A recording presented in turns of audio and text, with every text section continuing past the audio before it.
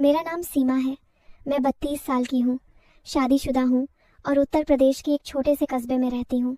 मेरे परिवार में मेरा पति है जो 34 साल का है। मेरा 14 साल का बेटा और 16 साल की बेटी है। मेरे पति एक साधारण नौकरी पेशा व्यक्ति हैं, लेकिन पिछले 6 सालों से उन्हें सांस की तकलीफ है। इस वजह से जरा सी भी मेहनत करने पर उनकी हांफी शुरू हो जाती है। मैं, जैसा कि मेरे करीबी कहते हैं, अभी भी काफी सुंदर लगती हूँ। दोस्तों और रिश्तेदारों की नज़र में मुझे अक्सर रेखा से जोड़ा जाता है और यह तारीफ मुझे थोड़ी बहुत खुशी ज़रूर देती है। बात उस दिन की है जब मैं अपने मायके गई थी, अपनी मौसी की बेटी की शादी में बच्चों के साथ। मायका हमेशा से मेरे दिल के करीब रहा है।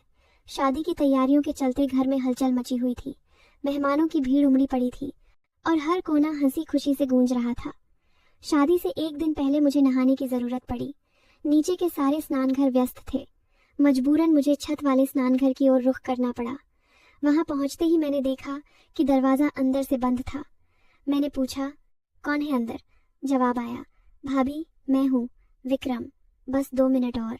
विक्रम मेरा चचेरा भाई है, मेरे मौसा का बेटा, 27 साल का जवान लड़का जो एक स्थानीय दुकान पर काम करता है। कुछ पल बाद विक्रम ने दरवाज़ा खोला।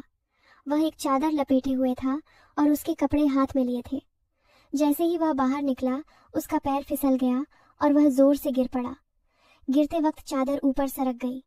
एक क्षण के लिए मैंने कुछ ऐसा देख लिया जो मेरे मन में घर कर गया। मैंने झट से स्नानघर में प्रवेश कर लिया, लेकिन मेरा दिल बेचैन हो चुका था। नहाकर बाहर निकली तो नीचे विक्रम को देखा। वह पूरी तरह सामान्य व्यवहार कर रहा था, मानो कुछ हुआ ही न हो, लेकिन मेरे अंदर कुछ बदल चुका था। मैं बार बार उसके पास जाने का बहाना ढूंढने लगी, उसका ध्यान अपनी ओर खींचने के लिए उसके आसपास मंडराती, हल्के फुल्के स्पर्श के बहाने बनाती, लेकिन विक्रम को शायद कुछ भनक ही न लगी। उसकी सरलता और बेफिक्री मुझे और व्याकुल कर रही थी। वह क्षण मेरे दिमाग से चिपक गया था। शादी धूमधाम से संपन्न हो गई। 2 दिन बाद घर के बुजुर्ग मौसी की बेटी को उसकी ससुराल छोड़ने चले गए। घर में अब कुछ मेहमान, औरतें, मेरे बच्चे और विक्रम ही बाकी थे। शादी की सरबद्र के बाद अब घर में सुकून सा छा गया था। शाम के 8 बजे रात का खाना हो चुका था। मेरी बेटी और बाकी महिलाएं एक कमरे में सोने की तैयारी कर रही थीं। मुझे और बेटी को भी उसी कमरे में सोना था। मेरा बेटा दूसरे कमरे में बिस्तर पर लेटा टीवी चला रहा था। वह वहीं सो जाता है। विक्रम खाना खाकर बाहर सैर करने चला गया था।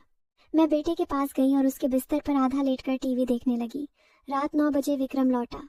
मुझे देखकर मुस्कुराया और बोला, क्या चला रही हो भाभी? मैंने कहा, एक पुरानी सीरियल, घर की कहानी, तू भी देख ले।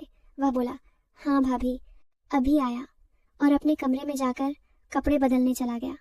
थोड़ी देर बाद लौटा और मेरे बेटे के बगल में लेट गया। मेरा दिल तेज धड़कने लगा। विक्रम के इतने करीब होने से मेरे मन में एक अजीब सी उथल पुथल मच गई। रात 10 बजे हो चुकी थी। मेरा बेटा बोला, माँ लाइट बंद कर दो ना, नींद आ रही है। ये सास बहू का ड्रामा तो रात भर चलेगा। यह सुनकर मुझे हंसी आ गई और विक्रम भी हंस पड़ा। उसने कहा, हाँ भाभी, लाइट ऑफ कर दो, मेरी आंखें भी भारी हो रही हैं। मैंने कहा, ठीक है, और उठकर लाइट बुझा दी। फिर वही बिस्तर पर लेट गई, बेटे के पास। अब क्रम था, दीवार की ओर विक्रम, फिर बेटा, फिर मैं। थोड़ी देर में बेटा सो गया। उसके बाद विक्रम की आंखें भी बंद हो गईं। मैंने जानबूझकर उसे अपने कमरे न जाने दिया। टीवी की आवाज को बिल्कुल कम कर दिया। कुछ देर इंतजार के बाद मैं चुपचाप उठी और बगल वाले कमरे में झांकने गई। बेटी और बाकी सब गहरी नींद में थे। लौटकर नाइट लैंप जलाई, टीवी बंद किया और बिस्तर पर लेट गई। आधे घंटे और बीते। फिर मैंने दोबारा सबकी जांच की। सब सोए हुए थे, विक्रम भी। मेरे मन में एक आंधी सा तूफान उठ रहा था। मैं विक्रम को निहार रही थी और दिल की धड़कनें थमने का नाम न ले रही थी।